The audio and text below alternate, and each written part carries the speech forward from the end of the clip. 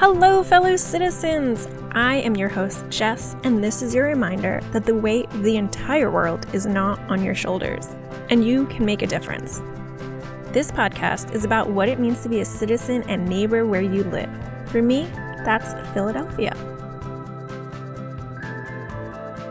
So today I'm talking with somebody, another one of my coworkers from the live television studio. We were working on the sets and props team, and I think that our biggest connection was our experience in filmmaking. And so today we're going to talk about each of our experiences, how we got to where we are today, and just share some of our own wisdom and tips for aspiring filmmakers. Today I'm talking to Paige. Hi, Paige. Hi, I'm so excited to be here. Not only just to talk to a human, because I told you last week I had COVID and I'm finally becoming normal. So it's nice to talk to someone that's not my husband or the dogs.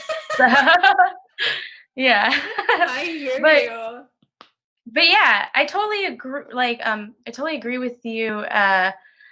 That I think that the film part drew us together, and one of the cool things about our previous job, or when we worked together, was there were so many different backgrounds, but you and I kind of had a way that we approached stuff that was different but the same. And I think a lot of it came from just our training or being on a film set. So working with you was great just because it felt more like home to me with my yeah. So we're way more roll up your sleeve, task oriented, but creative, because film's a little grimy sometimes, but then at the same time, it's inventive, creative, and exciting. And we were able to experience that still at QVC. So it's cool. Yeah. Yeah, people came from a lot of different backgrounds there. I was talking to Linda in a previous episode, and we kind of bonded over our retail experience also. And then we had a lot of people from theater background. And then we had people from just random interior design and whatever other aspect that's somewhat connected to sets and props in a TV studio. Yeah, that's the fun part, is that it really isn't cookie cutter in that sense. And when working with you, I discovered some things that everyone just brings something to the table.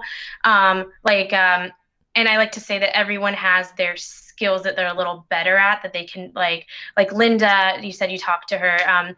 She is really good with the mannequins, and I can handle a mannequin, but she can make a mannequin look TV ready, beautiful. It's a different touch then.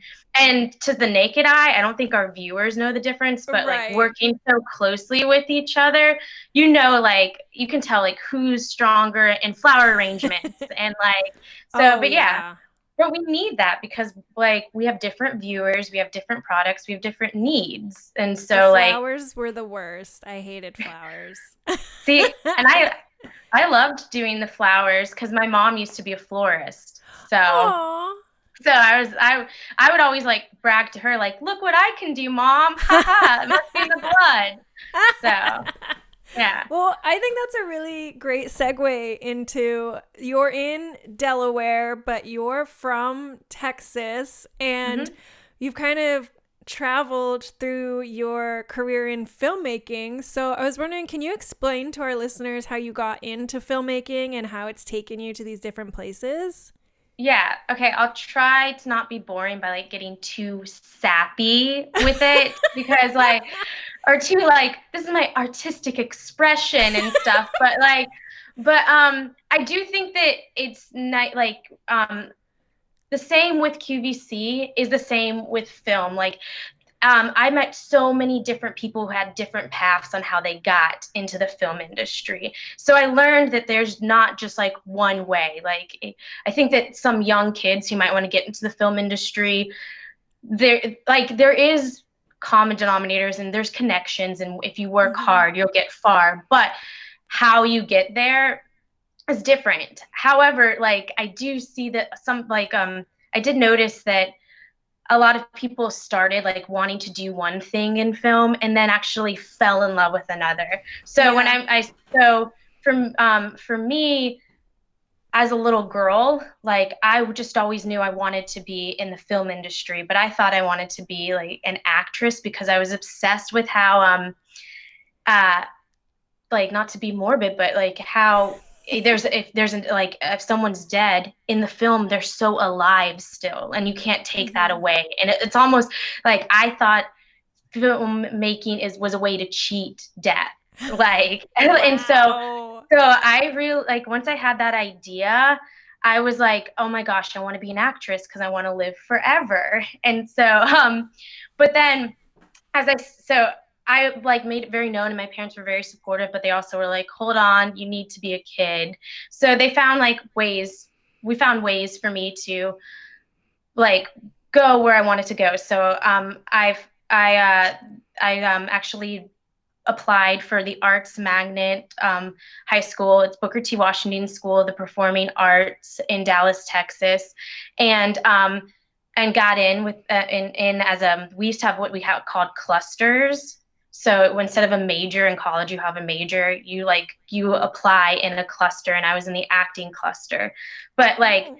that, I think gave me such like a head start because like um it was an exciting time at that like Arts Magnet High School because my freshman year like Nora Jones had just won the Grammys. So like I'm in my orientation and there's a video from Nora Jones like saying like congratulations guys and so on and so forth, and I'm like, oh my gosh, I'm in this big awesome world. I mean, it was a regular high school with quirks and we were all goofballs still, but like but that gave me confidence in like you like being in the same hallways of some of her and like Erica Badu.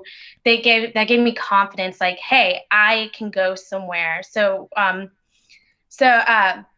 like that I feel like really kick started that. Even when I found that I wasn't a theater person Hmm. because uh theater, it's so amazing, but it's a different technique. Like you have to reach the audience from like a distance, so like how I'm using my hands and it's so grand and everything along that line. Like that just wasn't my acting style because I was obsessed with movies and like the woman holding her ring like while there's an Hmm. interview means like she's still attached to her husband or something, like how you can cut tightly in movies. So I actually ended up not connecting with my cluster as much and Mm. trying to find they didn't really have film there yet.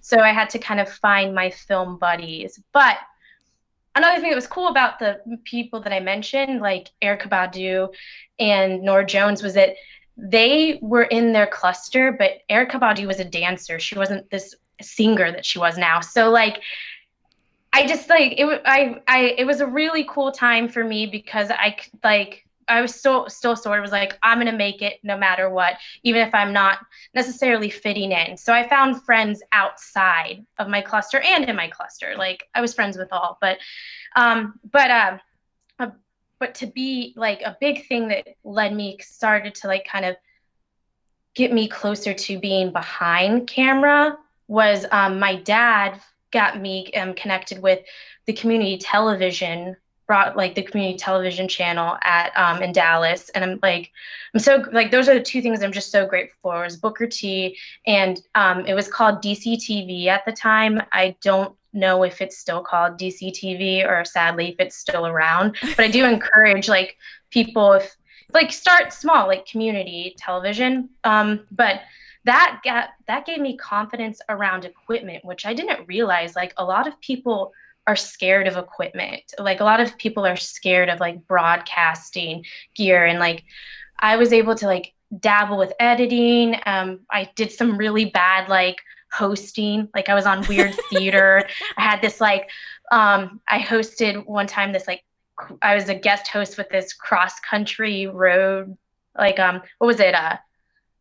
like Cross Country Road Live. It was a country western like music video show, and I didn't know anything about country western music, but I was like a cute little young girl in a cowboy hat, and the guy, like the older gentleman, because I was just like a guest host, was like, who's your favorite artist? And I said Madonna. But it was live. So anyways, Yeah. but so like that in that environment, just to be free to like try like the broadcasting part of it, try the camera work, try the hosting. That again, like just really like I was just always like in love with film and gonna hop there. So I recommend that like people think outside the box too. Like you'll find like your path is going to create its way. But then really when it came to the professional world, I really have to say that I picked going to college at Savannah College of Art and Design and studying film there. And my idea was I still thought when I wanted to be an actress, but I was like, why would I have someone hire, like, why would I try to convince someone to hire me when I could hire myself? Like, I was like, I'm going to be smart. I'm going to outsmart them. And then I like the equipment and the talent. I just really learned like very fast that like what the crew does to make the actors the way that they are. Like there's some brilliant actors, but then were some times, especially like in film school, where the actors weren't that great, but the way it was edited, the way it was lit, the way like we gave them the props, like all of these things, like we, the crew, made it happen. And I was like, I don't want to be the actress that like either rises or like makes the production fall. I want to be part of the crew. So then that's where I kind of started like, that's where I started trying to figure out, hey, well, what part of the crew do I want to be in? And college is a great, like going to, if you have the resource to do that, going to like a college like SCAD or any college where you just have, like where you brought together by kids, like-minded kids, so that you have the crew, like the set crew is so helpful because like I tried being a boom operator because someone was just like, we need a boom operator. And I was like, oh, I'll do it. Like camera work, like you, of course you have to direct your own projects. And then, but I found that like, I was always, like, and like, even when I was doing a different job, I was always like naturally the go-to person with visual stuff. Like I was always the one that like when the set looked a little off, even if I was the camera person, I was always coming up with those ideas and suggestions that even when I wasn't seeking it, like my friends and my like were constantly just like, Paige, like what should we do? And I was like, okay, let me help. And so I ended up being more into the art, like people wanted me in the art department world, and I enjoyed it, but I was still like kind of wanting to do camera. So my best friend, she had a professor, Annette Haywood Carter, who was really about empowering the students to get real, like bringing real work experience to SCAD. And she was also about empowering like other females because she and so she's a female director, and my best friend was in her class and like told me, hey, next semester Annette is going to be directing a movie, and she's trying to get a handful of talented students to do like an internship on this film set. And so thankfully my best friend was able to put that on my radar, and I was able to sneak in and like kind of ride on her tailcoat of that information. And that's when I got my first like ever on a real film set. And so that set, the movie's called Savannah, and it had like Jim Caviezel, and he was like, and he was sort of a big deal because I think like Passion of the Christ was 3 years. That had come out like 3 years ago. And then there's this like really talented woman, and it was kind of more of her first role, Jamie Alexander. But I like now she has her own TV series, like it's one of those thrillers or something. So, but that got my resume. Like that one experience got my resume started, and I was able to, I they put me again in the art department. I think one of the things that worked to my advantage is my parents were artists. They were glass blowers, Oh, and wow. um and so I've always I grew up around that, so I just had more like a color theory eye, and they were just always encouraging me to like paint furniture at the house like for fun or something. So like I just had a confidence that some Mm-hmm. people like would be like, oh, I need to stew over this for a second. And I'm like, nah, just get me paint, like we'll make this happen. But by Yeah. no means am I an art. I wouldn't call myself an artist. But anyways, but yeah, I fell in again to the art department, and they had me as assistant to the set decorator. Mm-hmm. And Savannah was a period piece.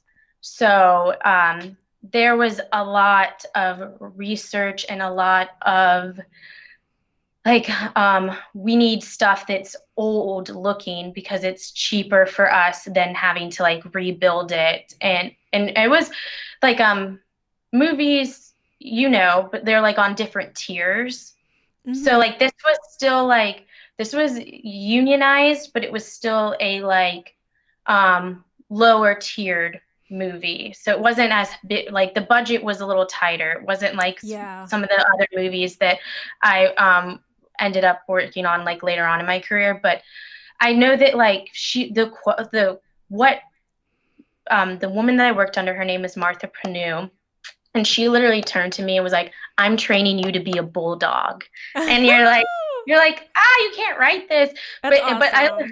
it was awesome, but she literally like that tested me like to my core. Like I think that I never cried to her in person, but I did like cry at night Oh, because because it was a period piece and they were asking for stuff, and like yeah. and it's your first time and you don't want to say no, and you could basically like can't say no. And so one of like they had to build a shack that was going to be on the water, and they needed like authentic, it's heart pine wood, like it's like Georgia Southern heart pine wood, but Oh, they needed it, but and like you can get that at a salvage yard, but it's so expensive because it's such like good quality wood that I kept giving them prices, and it wasn't like enough. It wasn't like cheap enough. It wasn't cheap enough. And then finally I connected with Habitat for Humanity, and they had taken down like a church recently, like an old church. It was almost in the time era of it. oh my And God. and they had the lumber, and like basically they were like, you can have it for free. And then we made like a donation. But like Ah. though like that, like I'm getting off on a tangent, but that kind of those experiences made it so that I had proof that I could be professional. Yeah, and you and have to like be really resourceful.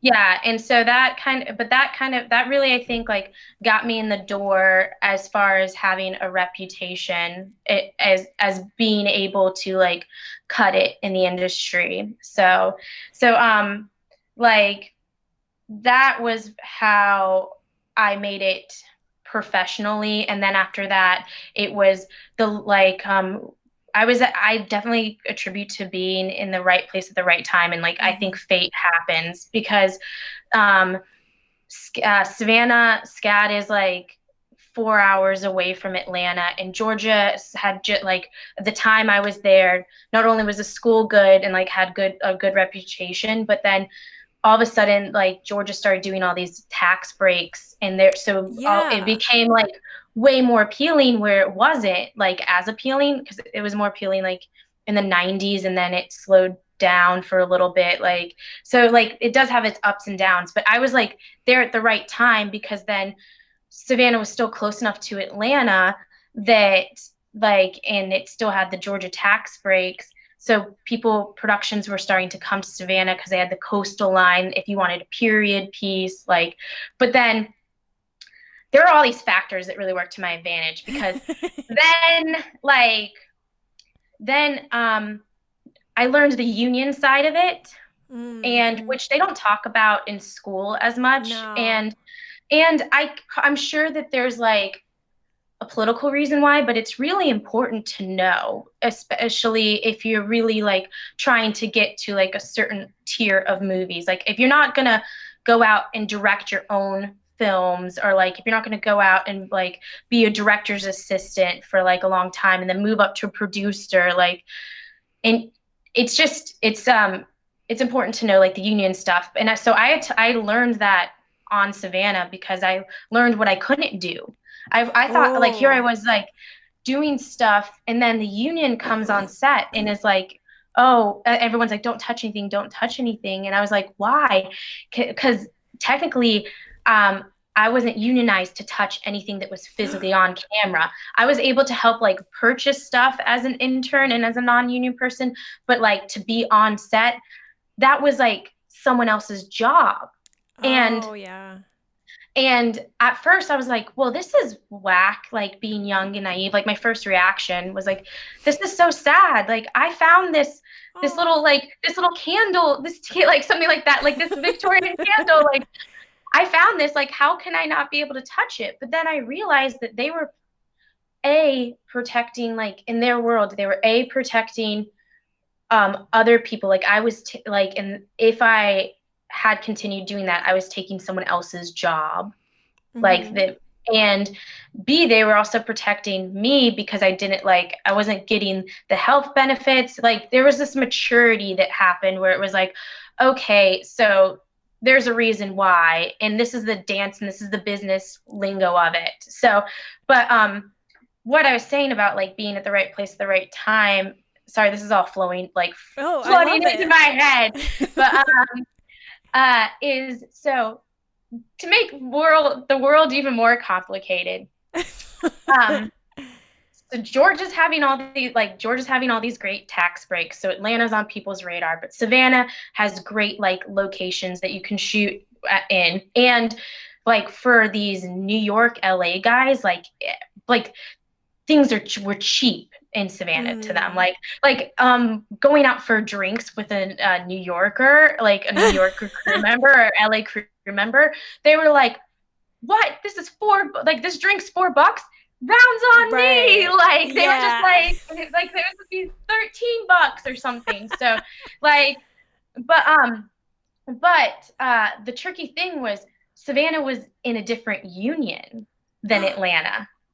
So Oh. when it came to local, yeah. So when it came to locals, so like the biggest thing about Savannah what at the time, and that's like back to being like I was at the right place at the right time, is that the whole argument was we don't have enough local, like there's not enough local crew members, or they would try to like hire all these out of town people, and the union would come in like you got to hire some of our local people. So I was on a show that ended up flipping. My second show ended up flipping to be a union show. So I was approached by the union representative, and I remember being like, this is so weird. And she was basically like, so tomorrow we're going to go on set and we are going, I hope this, like, I guess this, I don't think this is controversial. I hope not. But like Is this tomorrow, Cheese May? like tomorrow we're going to go on set, and all of the union brothers and sisters, we're going to tell them to walk away. So they basically, what they do is it's the first day of shooting. They get one like shot in the can is what they call it. So they get one video, um, and then the union comes in and is like, all of our union people, we're telling them to stop working till you'll negotiate. And that's kind of because like now all of a sudden they're invested. Like they've got one like, Oh. and if you're union, you're supposed to walk off set, let the producers talk to the union reps. And so that night before, the union rep was like, I want you to join the union, but you're going to have to walk off set. Like, which was like so crazy. Like, I was like 22. Like, Right. what? Like, this is like exciting. This is scary. Like, what if like I never get hired again? Like, I don't know. Like, but it probably happens all the time. Yeah, and I was also like, she was like, don't tell anyone, but do you know anyone else who needs to join the union? And like, the other thing was, it was so bizarre because they were like, we've heard about you, and I'm like, what's going on? So basically, after 3 like lower tiered movies, here I was unionized, which means like it opened up so many other opportunities for me because I could legitly like be on bigger films. So like that's like, that was kind of just like a blessing. Like, I don't know how else to say I was at the right place at the right time. Except for the other part was that my reputation, like someone had like recognized that I worked hard enough. And so work ethics, I think, really got me, like hustling really got me there. But yeah, that's kind of like the layer of my like discovery into that world. And then I discovered, because I kind of hopped around on different, like I was an on-set dresser, I did camera work, I did like some art department stuff. I was like an art coordinator, but nothing like, things were sticking. Like, I love doing camera work, but I was like, oh no, it's getting like less difficult. Like with technology growing, it's not like, I liked the idea of film, and which is way harder. Like, it would like, you could lose your job because it could like, you have to like, you could be out of focus for a whole like scene and you could lose your job. And now it's like, with the help of technology, it's cool, but it felt more like there are certain like buttons, all you need to know is what buttons to touch. And I was like, I need a little like more creativity. But it wasn't till the movie that I met my husband on that I finally figured out that what crew, like what title, where I wanted to be and where I was going to stay for a while. And because, and which is the props department. So yeah, there's like, tell me your meet cute with your husband. Yeah. So we met on the set of SpongeBob SquarePants Sponge Out of Water, and they were filming. And you're like, isn't that an animation? Yes, and that's why I'm always confused. So it is an animation, except for when SpongeBob is out of the water, it's live action. Okay. So when he's like having the fight with the pirate, spoiler, but when he's out, when he's out of the water, it's live action. So we met filming the live action aspect of it, and he was a production assistant at the time. And I remember the first day of filming, now protocol is like, so we had headsets for our walkies so we could talk to anyone on our channel, like our so my boss, depending on what the production is, my boss would be on production channel and I'd be on another channel, or they would all want us to be on the same channel. But anyways, used to be for the small period of time that they would supply the headsets, the surveillance is what they call it. And then that, I guess people started losing it. It became like too much for production. So now like the rule of thumb is more so like, unless you want to get stuck with these hamburger sets, which like have the little like mic out, which is kind of like showing, like it's almost like wearing a cone of shame because people know you forgot yours or like know you're green. So unless you want to wear that, you now have to supply your own. But that was my first time I was with a production that like said, hey, I'm not going to supply it. And I was so nervous because I didn't want to look green to my boss, because this is the first time I was ever like in props world. And the prop master I was working for was a woman. Her name's Trish Gallagher Glenn, and she's actually like in a book of like women in film, like most influential women in film, because she did props was a male and sort of still is like a male like dominated department. I don't know if that's just because it doesn't appeal to women or, but it also like from what I've heard, it used to be like same thing with who you know. So it was like your dad was a prop master, so you were a prop master. Your cousin was a prop master. So like, so she like she was the most impressive woman I'd ever set eyes on at my age, and probably still is. Like so much poise. Like I so in awe with her. So the fact that I didn't have this walkie, I just was like, I have to like, how am I going to get this surveillance? Like, and not let them know that like I messed up on the first day. And so wait, so you did lose your surveillance on the first day? I didn't bring it because I was like, I was green. I was being stupid. Like I didn't know I needed to bring it. So I go up to this boy, like I go to get the headsets, our walkies, and I'm like, hey, do you have surveillance? And he's like, no, then we're not giving them out. And it's this boy who happens to now be my husband. And so, and I was like, oh, okay, fine. Well, if there's anything you can do to like help me, let me know.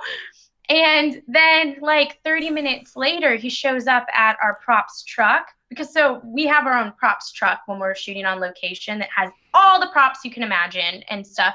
And he shows up with the surveillance and like, I was like, oh my gosh, thank you so much. And as I was walking away, I'm like, I must be a cute girl or something in my mind. But then I never thought anything like of it. And we just like, we didn't really talk that, like he was just another crew member.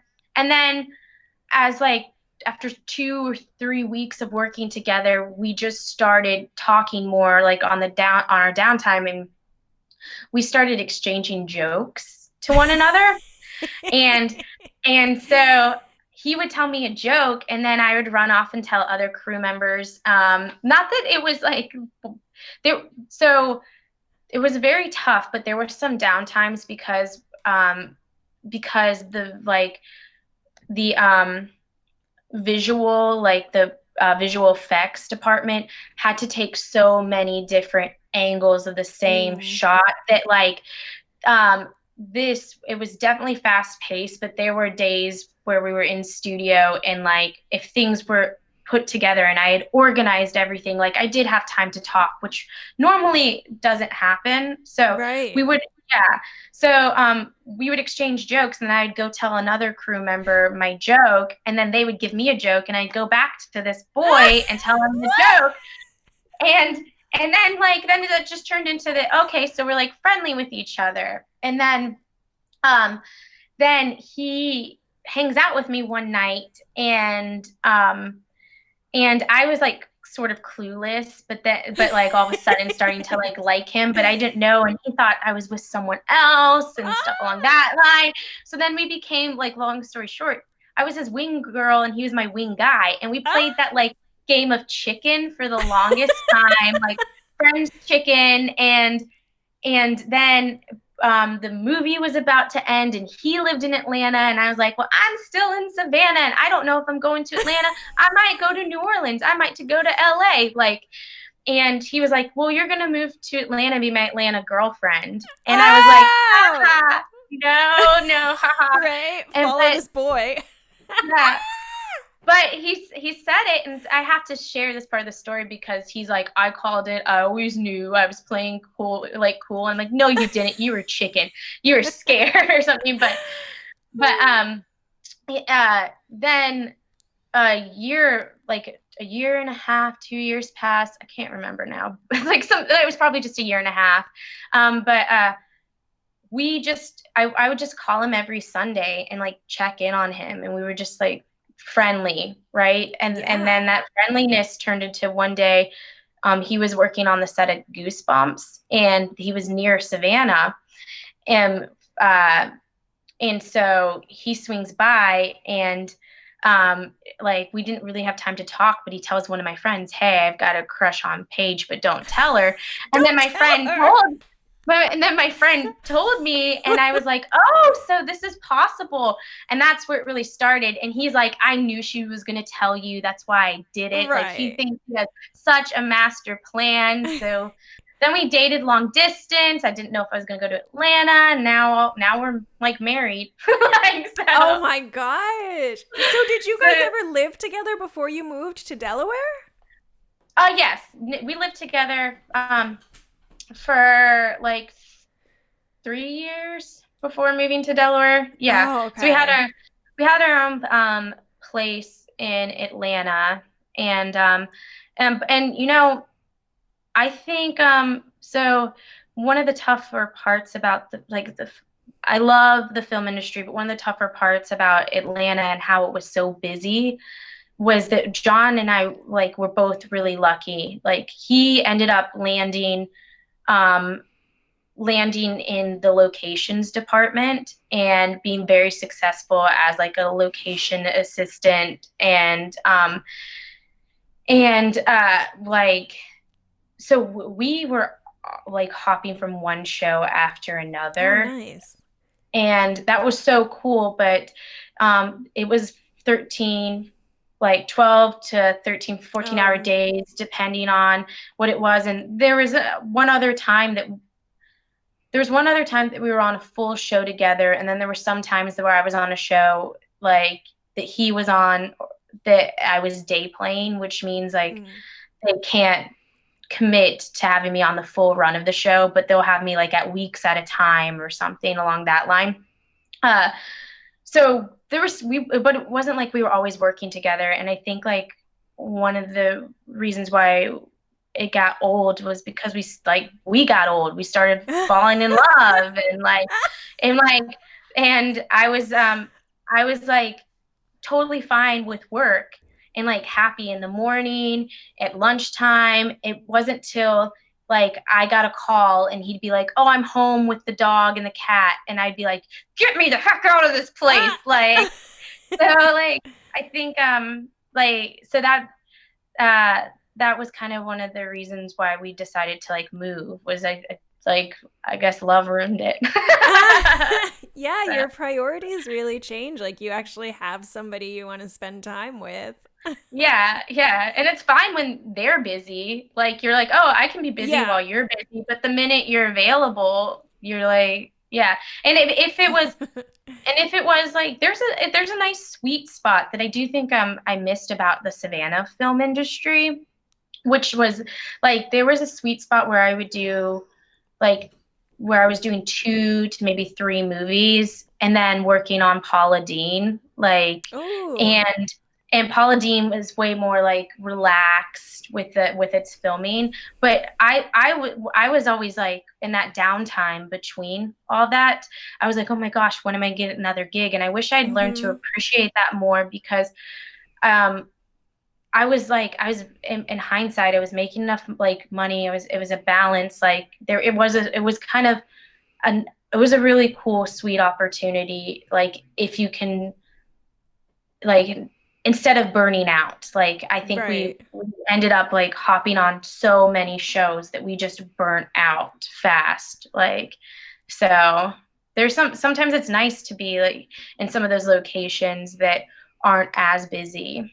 So Yeah, yeah. filmmaking is this world that just encompasses so many different forms of storytelling that Yeah. if you want to get on this, trying to teach our listeners who want to get into filmmaking these different lessons is definitely like as soon as you know you're interested in it, try out everything because you don't know what works for you. And personally, for me, like I tried the freelance thing for a year and Hmm. I was too anxious of like, when's my next job coming? When's my next job coming? And Yeah. especially, a lot of people say in Philly, there's not enough happening here for as many people that want to be involved in film. And so, like you said, it's really a lot about who you know and making sure you stand out and like Hmm. constantly holding up your connections so that people are bringing you on more and more projects. But if all those same people are going on the same projects, it doesn't leave much for everybody else. And so for me, I was like, I need security. Like, I need to know that I have a job and I have a paycheck and maybe some health insurance. That'd be cool too. Yeah. But yeah, I mean, I think it's awesome that you got to try so many different things in film. And then, of course, you came to Delaware because that's where John's family is. And then we met at the TV studio and everything changed. Yeah, and I'm so thankful that QVC was an outlet because I really didn't like it's still even there's a language barrier from from the film industry and QVC, but at least it's kind of close. Like I couldn't imagine not having that like as an opportunity. And and with COVID happening, a lot of like production shut down. A lot of my friends in Atlanta like had a tough time, and it was hard to see because they just didn't know like what was going to happen, when it was going to start, how is it going to change, like especially the props people. Like we had to deal with handing things over to actors, like how is it going to change what we do. And like QVC, because of what they were supplying, and like just because they're broadcasting, like I don't know what it was, but they kept moving, and we were able to like keep thriving. And there was the morale part of like, I don't know if it's a good thing that they didn't stop one day of filming. Well, they didn't, but at like, and even in my most like, even sometimes if it was like a little discouraging because it was like, wait, why am I still working? Like, why am I considered working? It's also like, it's also though at the end of the day, it was like, You're wow, secure. I still got a job where film. Like I've seen people who left their kids in LA for like a long period because they didn't want them to change schools, but the film industry was in Atlanta, it was in New Orleans. Like, so it's bizarre what you like learn, what you miss and what you learn to appreciate, and then what you like wish would change even with your current job. Like it's just it's like, I guess that's just life in general. Like, it's a state of mind for sure. Like you just have to learn to appreciate everything. Like 2020 was definitely the year to count your blessings. Yeah, exactly.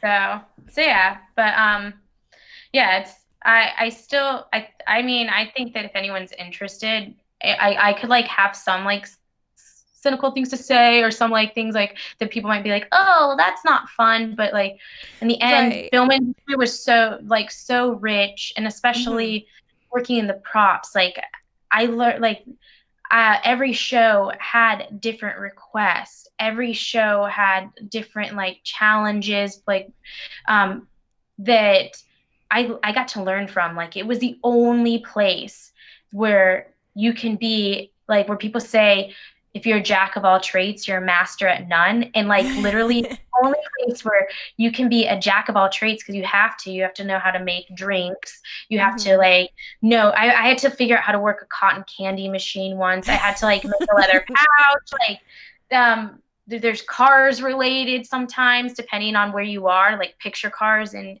we were in charge of license plates in Georgia, but picture cars are like props responsibility in New York because the union's different. So like depending on where you are, like you get all these challenges thrown at you, and you can actually become a prop master with all these jacks of all trades. So you like, it's if you like figuring things out on the fly, then props might be for you. Oh yeah, and if you like being on set, like there were so many art. So I definitely wasn't. I dabbled in the art department, but they weren't my language. Kind of like how I appreciate theater, but like there was something missing with the language there, like just the style of it. I came to notice a lot of the art department people, like production designer, set decorator, like art coordinator. They were so cool, and like, gosh, they do a great job, and they have some fun parts. Like they get to make up crazy names of the shops and make sure like that goes through clearance. Like they like, it's awesome. But they were in the office, and because of my background, I wanted to be on set. Like Mm-hmm. I liked being around the C stands, like, and the equipment. I felt comfortable around it. And when some of my colleagues in the art department would come on set, they were like, "Yeah, we like to leave because we don't like we feel uncomfortable with the equipment." Like some people would say, like, "Yeah, I just don't want to be around the equipment." I'm like, "Are you kidding me? That's like the best part." Is Or like maybe I they were the smart ones because they were like, if I'm not here, people can't ask me to change anything that I've already done. That's probably true too. But see, that's the thing is like that I was addicted to the like the oh, you need Yeah. this done? Like, Yeah. but no, it's no, that's definitely you're right. That's definitely true. But yeah, like but I used to call it like a propsicle course. So like Yeah. we would yeah, whenever like they would call for something if there was like camera equipment in the way or if you had to do a reset. So they were like, "We're still rolling camera, reset this cereal box." You would think that'd be easy, but like the whole crew's watching you and you have to make sure it's in the exact same spot. The like milk's the exact same way, but like you also have to figure out how you're the closest to it. And like that was a fun part. They were like propsicle courses. Yeah. So there were so many times where I like was hiding behind a cabinet or like hiding behind Right. like a table counter. So but yeah, Yeah, but it's been that's fun to like watch things on TV and you really, as somebody who's been on set, you're like, there's probably somebody standing like right outside of this frame waiting for them to say cut. oh yeah. Oh, there was one time when I was an on-set dresser, and it was one of like the it was called When the Bow Breaks, but now they changed the name to something else. But this was like when my second film, so this was like the tier one film. So they had me doing a lot of stuff, but I was like eager and happy, and it was supposed to be a horror film. So there's a time where the woman hops out of the elevator, and then the elevator door like is about to shut and then keeps opening. And they literally, because I'm petite, like I'm 5'1", that was just me pressing the open button. I was hidden in the elevator, just pressing the open button, and it wasn't even like I wasn't special effects, but they were like, "Oh, Paige, like do this," and I was like, "Yeah, sure." And then like, Right. and then they needed to shadow like a hand in the like in the shower curtain, and like the actor was already sent to her like her trailer, so here I am like hiding, like trying. So that was especially at the beginning so fun. That was like the That's a funnest. lot of fun. Yeah. Yeah. Yeah, it's just, it's not for everybody, but if you think it's fun, then it's definitely for you. Yeah. So Well, speaking of fun, you said that you had a little game that you wanted to play. yeah. Okay. So these are like going to be really easy, possibly for you, and We'll like or see. I've anyone worked that on a knows. lot of indie films, so we'll see. But I was just kind of one day. This stemmed from one day I like stumbled across my crew, like a crew list, and while we were at work, and I was with one. I forget who I was with, but I was just like, oh. Do you want to like see what the name of these crews do, like what these are? And they were just like, oh, I've never heard of that. Like most people hear about a director and then a Right. director of photography and like costume, but there's some names that are kind of like funky on the crew list. So I wanted to ask you like two terms and then a question, and just kind of test your knowledge. Okay.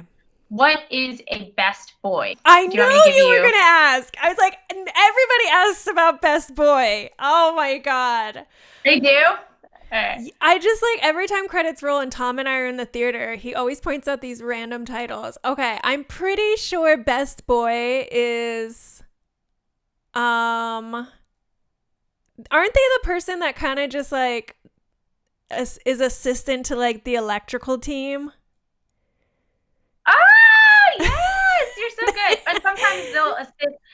He'll assist like the key grip, which grip, like I don't know if you know, but like grip brings the equipment that the lights go on, and they are in charge of the rigging of like certain things. And like whenever there's a shot that's the dolly, like a long dolly shot, normally that the grip sets the track for that. But yeah, so the best boy is like the second hand So they're the to. ones rolling up the wire.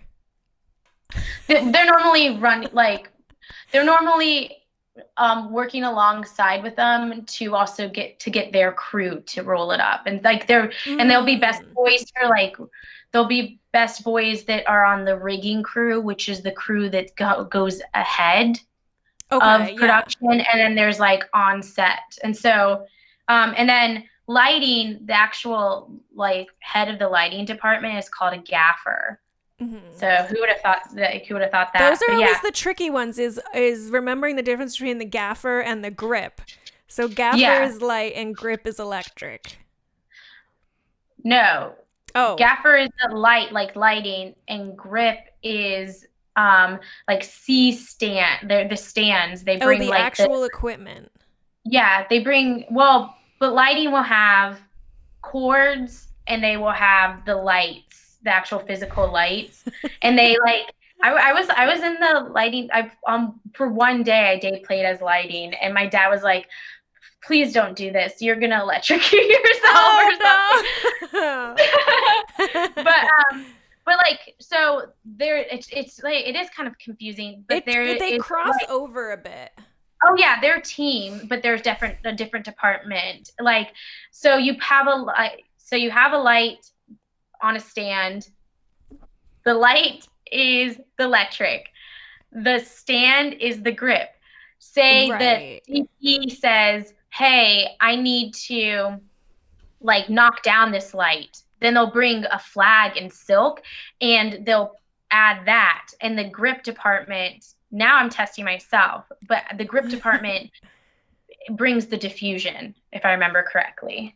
And so, and then grip department also will help with like any special, like they'll work with the camera department and help with any special rigging for the camera.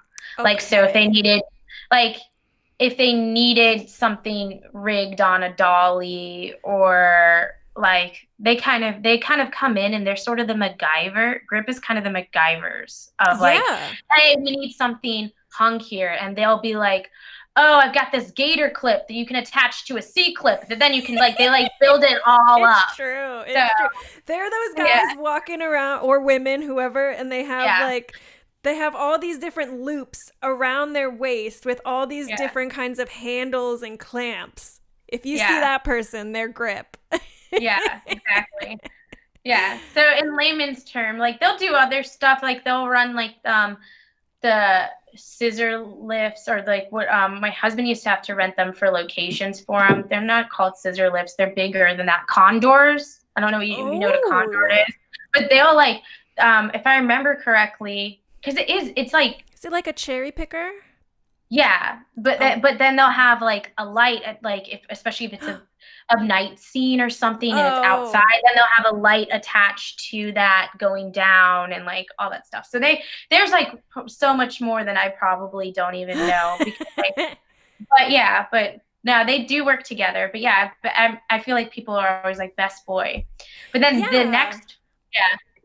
next question I have is a really important question for like survival if you're on set, which is, what is the crafty department? Oh, that's my favorite department. You know me. All I need is food to keep me happy. And before, when I was like just starting out freelance, or like when I was doing independent film with my friends and I wanted to make my call sheets as professional as possible, and so I would get formatted call sheets and they would say crafty on them. And I'm like, what is crafty? Is that like the art department? And I just, to this day, I don't think I've ever done the research to understand why it's called, why the food department, like not food for the shoot, but food for the crew and the cast to actually consume, is called crafty. Do you know why? I've heard like some like bastardized version as far as like just through word of mouth. Like, so I don't know if it's true or not. Like, start some rumors, Paige. But from what I understand, like PAs used to be in charge of it. Like the production used to be in charge of it. And And then it split to the crafty department, but I actually don't know why. I just thought of it. I was like, I don't remember. I'll have to ask one of my friends in crafty, like what it because. But yeah, I remember the first time like someone reacted to that, and I just didn't think anything of it, and they were like, "What is crafty department?" But another like, fun term is hot bricks. Oh yeah, a cold brick. For the batteries. A hot brick is a live battery. A cold brick. I haven't heard cold brick because I guess people are just like, get me a hot brick. You know, they hand it off. Yeah. Oh yeah. Another fun one that I didn't have on here, but it just like is when at the end of the day, how there's different sequences of shots that have names to kind of let you know, like, hey, you're about to be able to go home. And there's the martini shot and then the Abby shot. Oh, I don't know the Abby shot. So martini shot. Now I'm like, before I say this, I'm like, oh my gosh, don't be an idiot. Like, make sure you remember what you remember.